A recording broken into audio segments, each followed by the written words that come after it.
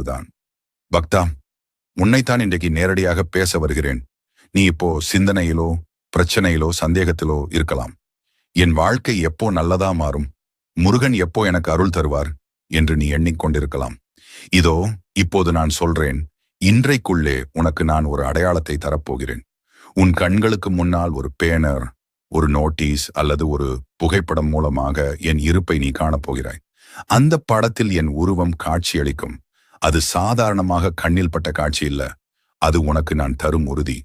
பக்தா, உன்னோட பிரச்சனைகள் குறைய போகுது, நல்லது உன்னை தேடி வரப்போகுது என்பதற்கான சான்று. அந்த காட்சி வந்த உடனே நீ நம்பிக்கையோடு முருகனை நினைச்சு உன் மனசுல இருக்கும் ஆசையை சொல்லு. உனக்கு தேவையான நல்ல விஷயம் அப்படியே உன்னை வந்து சேரும்.